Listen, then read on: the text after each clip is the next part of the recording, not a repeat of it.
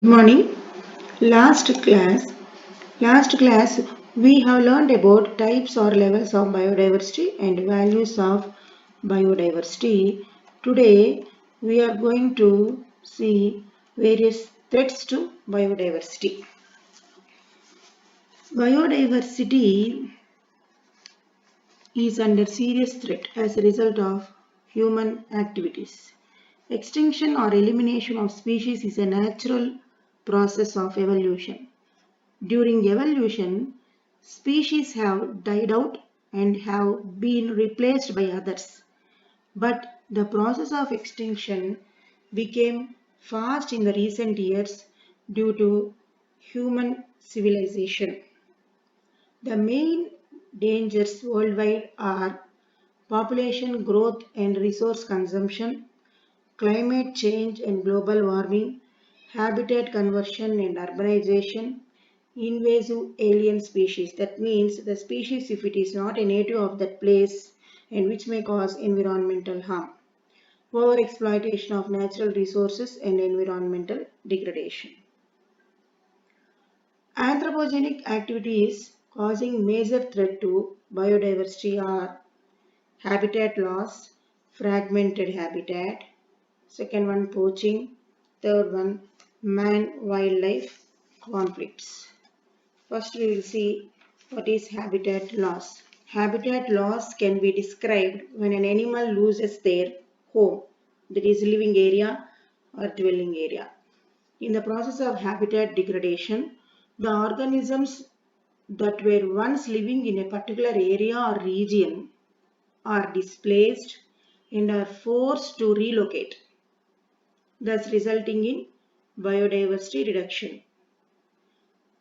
This may take place, that means relocation or displacement of animals may take place due to various reasons like converting a forest area into an agricultural field or using it as farmlands or various other things.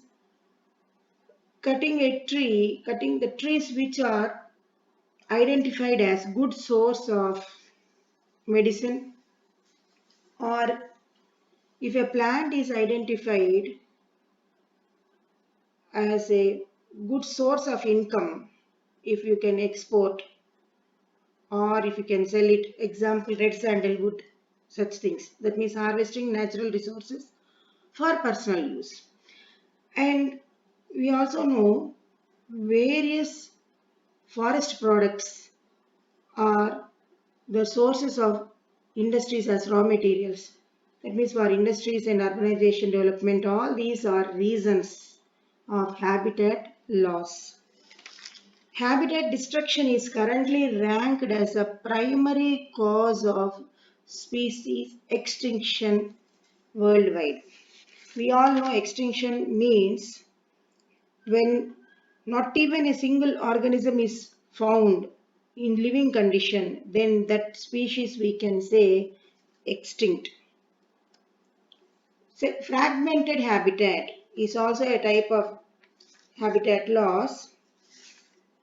Fragmented habitat is a process by which large and contiguous habitats get divided into smaller isolated patches of habitats. Due to the loss of habitat in installments, this will happen. Habitat fragmentation is frequently caused by humans. When native plants are cleared for human activities such as agriculture, rural development, urbanization, and the creation of hydroelectric reservoirs, habitats which were once continuous become divided into separate fragments. These activities may not be continuous in the same year, but with a time gap this may take place. Second reason of threat is poaching. Poaching has been defined as a illegal hunting or capturing of wild animals.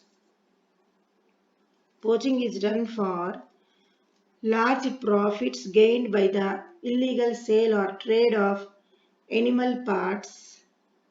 It can be ivory or musk or meat and pelts. Pelts means nothing but animal skin, fur and all.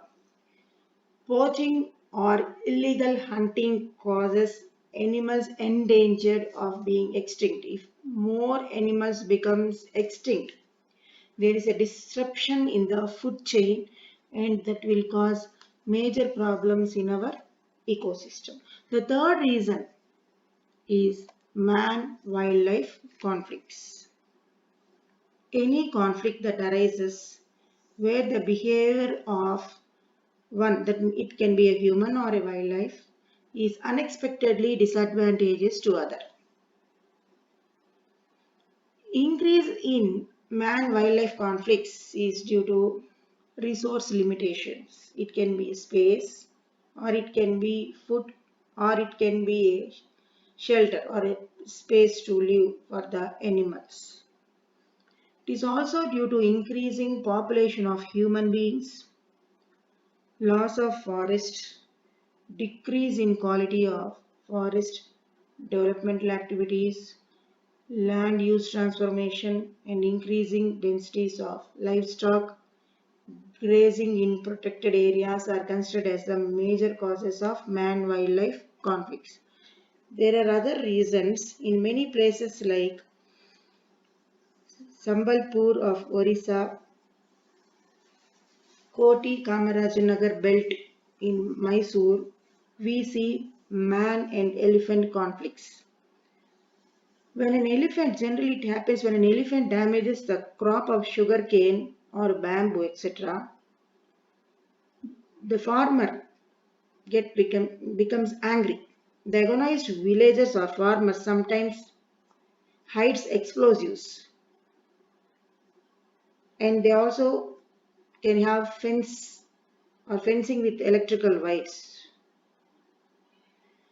With all these, elephants becomes furious. Because of this reason, we lost many elephant and human lives. And in some other instances happened in Kathmandu area of Nepal, Powai region of Mumbai, and also in some national parks, Corbett and Ranthambore, about man and tiger conflicts. We also have some other reasons like earlier the forest department used to cultivate sugarcane or bamboo etc. in the forest for the purpose of elephants. That activity is not continued in many places nowadays. Second, maybe earlier there used to be wildlife corridors through which the wild animals used to migrate seasonally in groups to other areas. Due to development of human settlements in these corridors, the path of wildlife has been disrupted. Because of this reason, again, the elephants entered into our human settlements or areas where we settled. Or another reason can be human encroachment into forest areas. And I heard that in Similipal Sanctuary, Orissa, there is a ritual called Akhanda Shikar. It is usually in the months of April and May. It is a ritual of hunting wild animals. Due to massive hunting by the people, there is a decline in prey of tigers and they started coming out of the forest in search of prey. All these are the reasons of man and wildlife conflicts. So by poaching, man and wildlife conflicts, habitat loss, we are losing many plants and animals and many are becoming endangered and some also got extinct. How to conserve these endangered animals and plants? That is biodiversity conservation. Is about saving life on earth in all its forms and keeping natural ecosystems functioning and healthy. Conservation is done by two methods, in situ conservation and ex situ conservation. In situ means conserving the endangered plant or animals, allowing them to live in their own habitat. That means if it is a forest area, allowing the animal or plant to continue to live in that area only and protecting them. Ex situ conservation, other than their habitat. If we are protecting an animal or plant other than their habitat, it is called ex situ conservation. It can be zoological parks or botanical gardens or any seed bank or gene bank, etc. Now we will see what is in situ conservation. Conserving the animals and plants in their natural habitats is considered the most appropriate way of conserving biodiversity. The main objective is to preserve large areas of undeveloped land so that the ecosystems and the biodiversity can continue to flourish and evolve. This includes the establishment of national parks, wildlife sanctuaries, biosphere reserves. First, we will see what is biosphere reserves. The Indian government has established 18 biosphere reserves. In this map, you can see 18 biosphere reserves in our country, which protect larger areas of natural habitat and often include one or more national parks. For example, in this Nilgiri Biosphere Reserve, which is located in 3 states, Tamil Nadu, Kerala, Karnataka, it lodges 2 national parks. This Nilgiri Biosphere Reserve is the largest biosphere reserve, about 5,520 square kilometers in its area. So in this biosphere resource, protection is granted not only to the flora, that is plants and fauna, animals of the protected region, but also to the human communities who inhabit these regions and their ways of life. Animals are protected and saved here. Generally, a biosphere reserve can be divided into 3 parts. The outermost region, which is near to our location or the villages, is called transition area. Next to it, inner to it, is called buffer zone. The central one is called core area. According to the regions, we are having restrictions. In core region, only monitoring is done. We will not allow any tourism or any research activities, or they won't allow any grazing animals, nothing here in this core region. Here we can see some of the animals in biosphere reserves.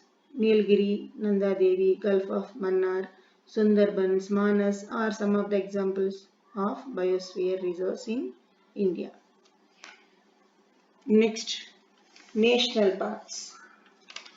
As of May 2019, there were 104 national parks. You can see here 104 national parks in various states of our country, encompassing an area of, that means total 104 national parks are found in area of about 40,501 square kilometers under protection. Totally that area is under protection. According to the Indian Ministry of Environment and Forests, a national park is an area can be notified by the state government to be constituted as a national park by reason of its ecological, faunal, floral importance, needed to for the purpose of protecting and propagating or developing wildlife therein or its environment. No human activity is permitted inside the national park except for the ones permitted by the Chief Wildlife Warden of the state. Here you can see some pictures of national parks. Kaziranga National Park. Corbett National Park, and few animals found in the national parks. Next, wildlife sanctuaries. Wildlife sanctuary is a natural habitat owned by the government or private agency that safeguards particular species of birds and animals. There are 544 wildlife sanctuaries. You can see here 544 wildlife sanctuaries plotted in India map. Some of the most popular sanctuaries in India are Corbett National Park, Ranthambore National Park, Nal Sarovar Bird Sanctuary, Wildlife Sanctuary, Chilka Lake Bird Sanctuary. We also have sanctuaries for plants, Nepenthes Sanctuary, that is nothing but insectivorous plant, Citrus Sanctuary, etc. You can see here animals. This is one rhino. Only in that sanctuary, only this animal is protected exclusively. In a wildlife sanctuary, only one particular animal is protected exclusively, like that here, lion, deer sanctuary. Difference between wildlife sanctuary and a national park. Wildlife sanctuary main aim is to protect a particular flora or fauna. Boundaries are fixed and defined. But a national park can include flora, fauna, or any other objects of historical significance. There are no fixed boundaries. This is about in situ conservation. Now we will discuss what is ex situ conservation. Ex situ conservation is the technique of conservation of endangered species in the artificial or man-made habitats that imitate their natural habitats through different techniques. Like zoo. Zoo imitates a forest area where the animals live. In the same way, botanical gardens, gene banks, seed banks, tissue culture laboratories, etc. These are all scientific laboratories where we conserve the germplasm, DNA, and other things of endangered plants and animals.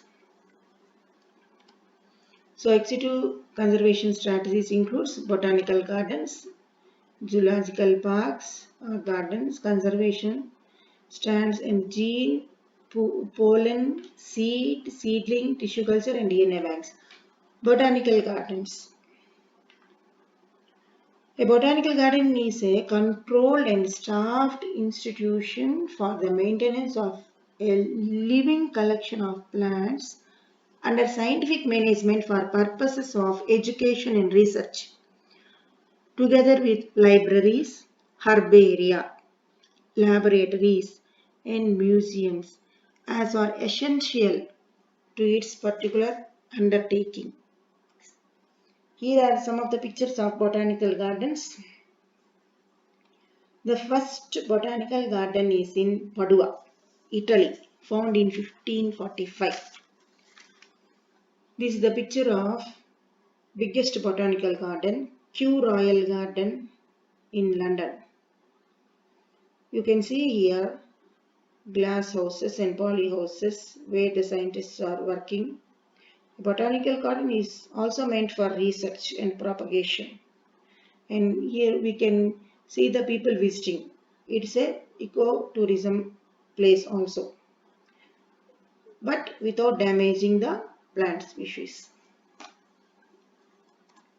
Next one, zoological gardens are conservation centers where different varieties of animals are protected and housed separately. They also function as conservation centers of organisms which have become extinct in wild. If an animal is so fragile and they very less in their number, then they bring out that animal to the zoological parks and there they breed them and try to increase in their number. In most of the states we have zoological gardens or parks. You can see the animals here in the zoo in a protected conditions, but it is not their natural habitat, but here we are protecting that animals. The next ex situ, here also you can see some of the animals protected in zoological parks. Seed banks and gene banks. Gene banks are used to conserve agricultural biodiversity by storing and conserving the plant genetic resources of major crop plants and their crop wild relatives. Conserving biodiversity can be done by plant seed banks by storing genetic materials of plants in the form of seeds at controlled temperatures. This is an Arctic seed bank, in the Arctic region seed bank, largest seed bank in China. You can see here seeds stored, germplasm stored in the seed bank. It's also one of the seed bank. Seed banks and gene banks are used to store the seeds and also DNA, stem cuttings, etc. to conserve genetic diversity. Later they can be used for research for the benefit of the public only. How we can store these DNA, OR, embryo? This is done by cryopreservation method using liquid nitrogen. This is the cryo can where you can see in the picture. At minus 196 degrees centigrade, nitrogen is found in liquid condition. This is used to store the DNA or embryo or any genetic material of plant and animal for a longer duration of time. Once you open this can, you can see the liquid nitrogen escaping out and converting into vapor form. The cryopreservation is the process of cooling and storing cells, tissues, or organs at very low temperatures to maintain their viability. So liquid nitrogen is used in this process. Without any damage to the tissue or cell, you can store for longer duration by this method called cryopreservation. Next, tissue culture laboratory. It is a process that involves exposing plant tissue to a specific nutrients, hormones and light under sterile in vitro conditions to produce many new plants over a very short period of time.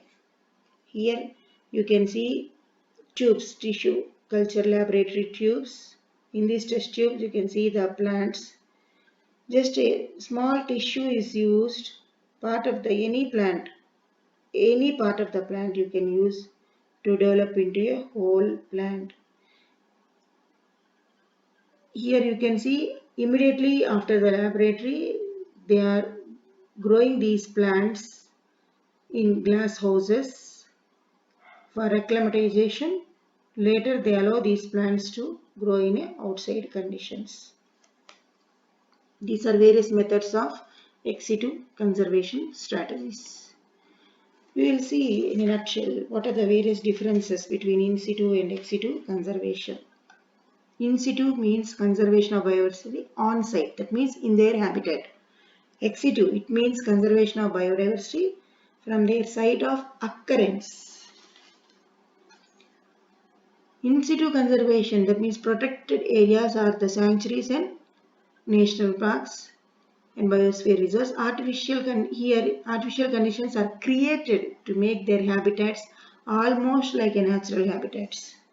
In situ, it aims to enable biodiversity to maintain itself within the context of the ecosystem.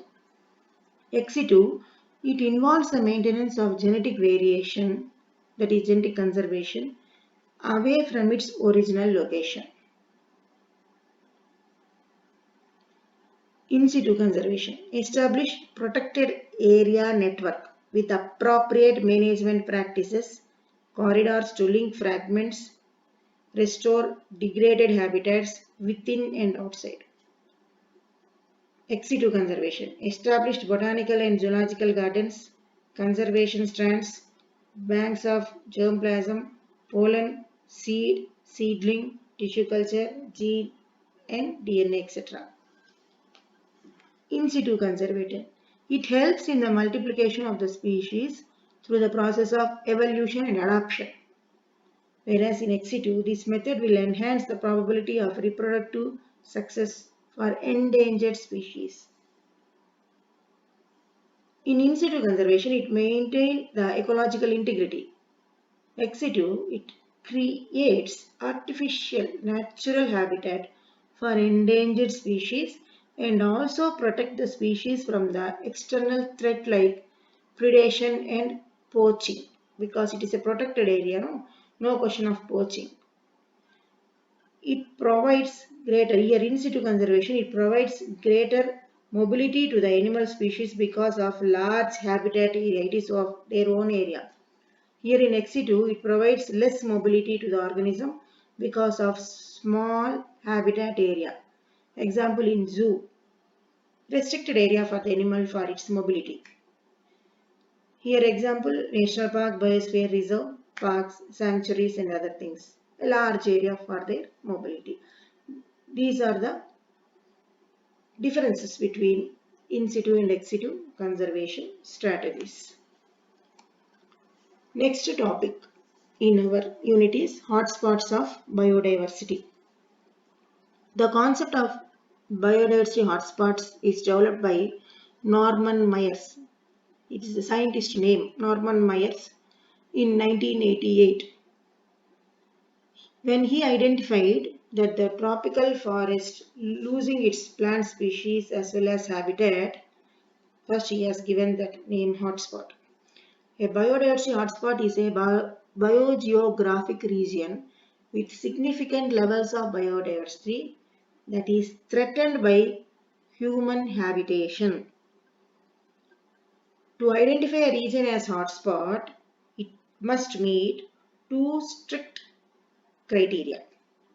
First one, it must contain at least 1500 or 0.5% of species of vascular plants as endemics. What are vascular plants? Which contains xylem and phloem in the cell. Endemic species means if any plant or animal is specific to that area, it is not found elsewhere in the world except in that area, then we can say that plant or animal as endemic.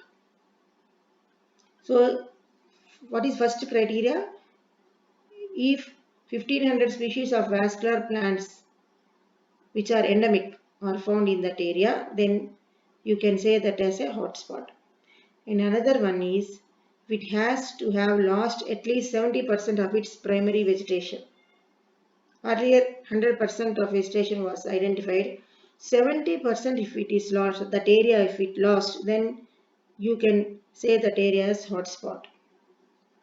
There are currently 36 recognized biodiversity hotspots.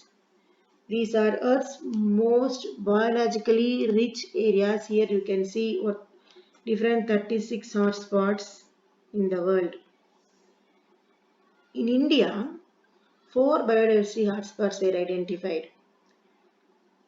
The Himalayas, the Western Ghats, sharing with Sri Lanka, Indo-Burma region, and Sundalands. It includes Nicobar group of islands also. These hotspots have numerous endemic species, threatened and terrestrial regions.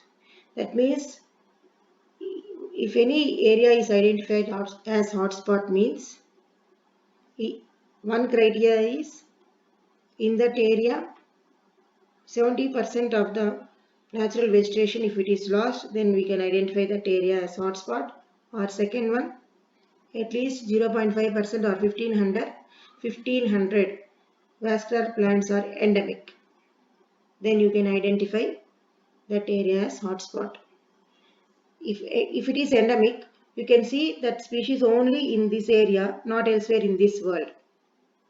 So we have to protect that plants or animals. That is the reason why Norman Myers has identified that area as hotspot. Next topic or last topic of this unit, National Biodiversity Act. The Biological Diversity Act is an act of parliament which was passed in 2002 for preservation of biological diversity in India and provides mechanism for equitable sharing of benefits arising out of the use of traditional biological resources and knowledge. The Act was enacted to meet the obligations under Convention on Biological Diversity to which India is a party. National Biodiversity Act has formed National Biodiversity Authority. Its head office is in Chennai. The various functions of this NBA are regulation of acts prohibited under the Act. It advises the government on conservation of biodiversity. We are having each and every state NBA, that means National Biodiversity Authority boards. In 29 states, we are having 29 state boards. They advises the government on selection of biological heritage sites. They take appropriate steps to oppose grant of intellectual property rights in foreign countries arising from the use of biological resources or associated traditional knowledge. Under this Act, if any foreigner wants to do research using our plant or animal species, they will not permit unless he collaborates with an Indian research institute or a scientist. Exclusively, only foreigner cannot exploit our natural plant or animal for doing research. Benefit sharing. Benefit sharing out of usage of biological resources can be done in the following manner. Joint ownership of intellectual property rights.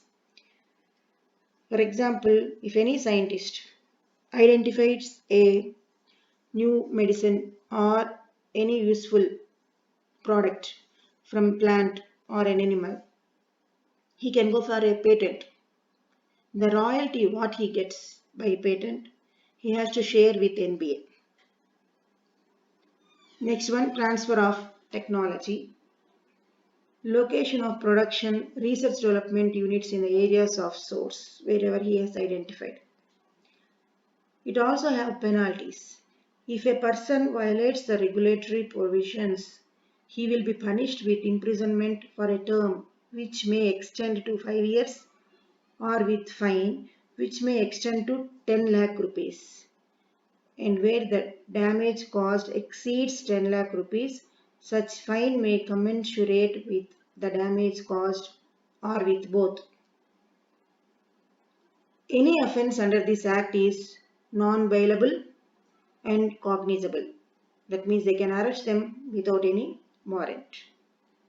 So today we have discussed in this unit threats to biodiversity, conservation of biodiversity, in situ conservation, ex situ conservation, and hotspots of biodiversity. Lastly, National Biodiversity Act. Thank you.